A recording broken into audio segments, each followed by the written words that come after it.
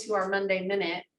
Today, I want to share just a little information regarding the coming implementation of OASIS-E. As many of you know, OASIS-E was set to begin prior to the public health emergency beginning.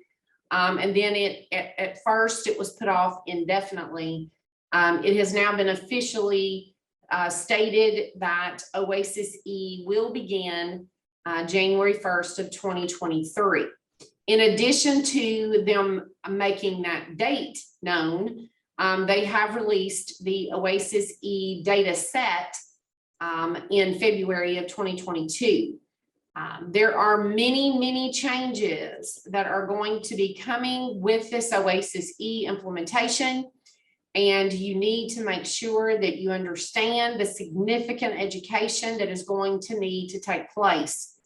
There will be multiple items that are removed from the OASIS D1 data set, as well as items added, probably more significantly add-ons that will be added to the OASIS, again, in the form and to finalize and put together the entire OASIS-E. There are going to now be A items, B items, C items, where when we first started OASIS, and for years, we only had M items or MO items. We had GG items and J items added over the last couple of years or a few years, but now there will be multiple letters that begin the items that will be on OASIS-E. Some of the key things that will be changing, they're adding questions on ethnicity, race, language, transportation. They're also going to be adding questions regarding hearing and vision. They are going to be removing the M item regarding pain, inactivity, or movement, and replace that with J items that are specific to pain in different situations.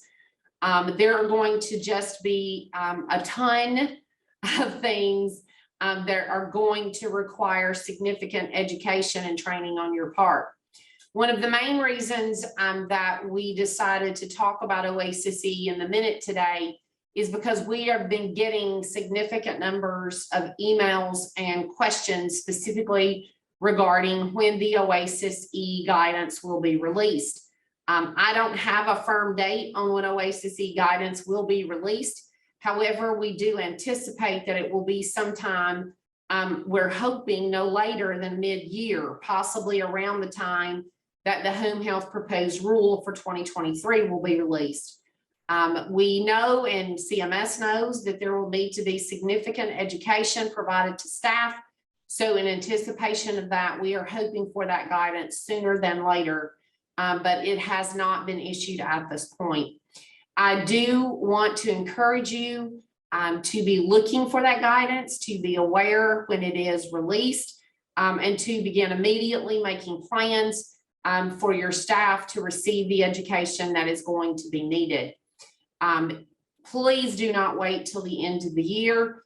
Some agencies have historically taken on the train the trainer type of mentality, where you send one or two or have one or two participate in significant training, and then they go back and train your staff. Regardless of what mode you take or what attack you take in this training that needs to be done for your staff, it has to be done. And it needs to be very detailed so that they do understand exactly what is taking place. We are extremely appreciative of all of you out there taking care of patients, continuing to during this public health emergency. We are also very aware that some of you are struggling desperately with staffing situations, and for there to be yet another change that's going to require intense training, education, and revamping of the things that you do. I understand can be a very difficult and will be a very difficult challenge, but the reality is it's going to happen. So thank you again for participating today, for taking care of patients during this public health emergency. Please stay tuned to your state and national home care and hospice organizations for more information about OASIS-E as we move toward that implementation deadline. Thank you and have a fabulous week.